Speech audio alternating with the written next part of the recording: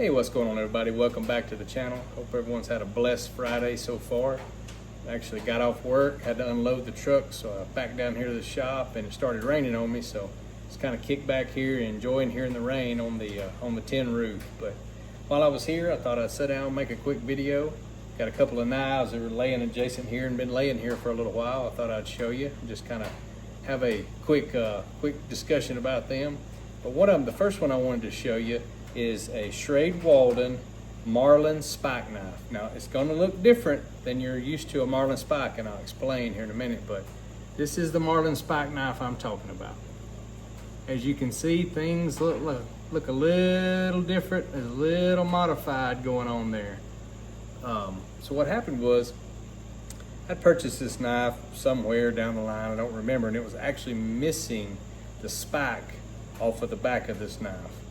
I just thought I would, tinker around. I didn't give anything for it. Thought I'd tinker around with it. But I got an idea one day. Why not just, there's a metal bracket that's usually on the back of these knives. Why not cut that off where the spike is, remove the release lever, and use it and modify it to become almost like a makeshift lanyard or a place to tie a lanyard to.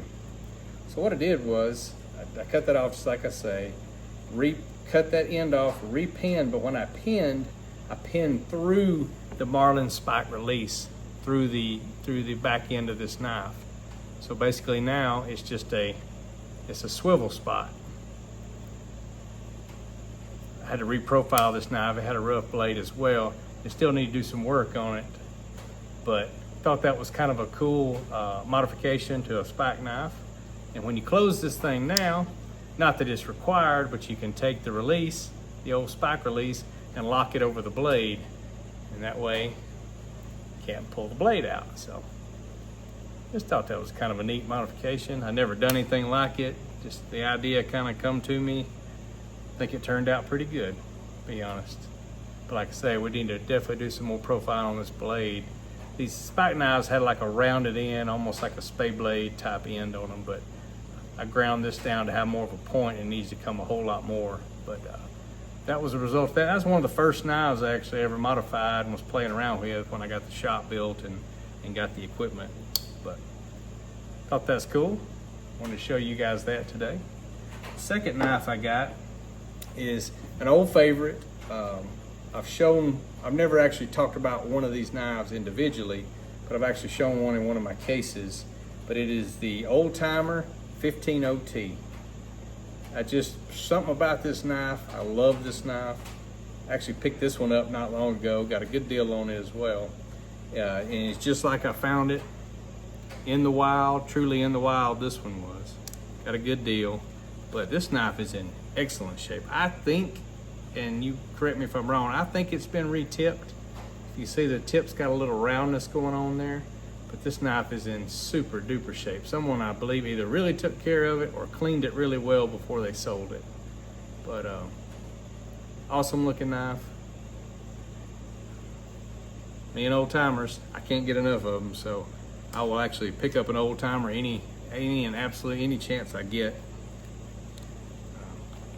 The only other one I got for today is in the video yesterday where I got the eBay, the knife lot. I actually showed you this knife real briefly, but it's an Ideal Knife Company knife. I have cleaned this knife since then. It was in pretty rough shape if you look back on that video.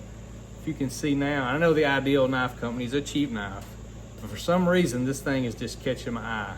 That hot dog badge, if you call it, I've heard it said, and I can't remember whose channel that one. It might have been Red Eye Patriot, I'm not sure, but I never heard it called that, but that's exactly what it looks like, a hot dog in a bun.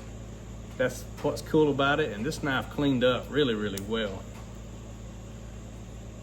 You can see that.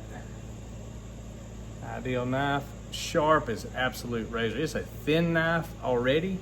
That blade being so thin, it didn't take anything to sharpen it. Probably won't hold the edge like you think it will, or like I think it should, but amazingly sharp knife. Just thought it was a cool little addition for a cheap knife, but an old knife, vintage, just to play with. So I actually had that in my pocket today, so when they asked what you're toting, that was my day today. But anyway, guys, we didn't want to be on here long today. We're gearing up. definitely going to hit the flea market tomorrow. Probably hit a few pawn shops if we can.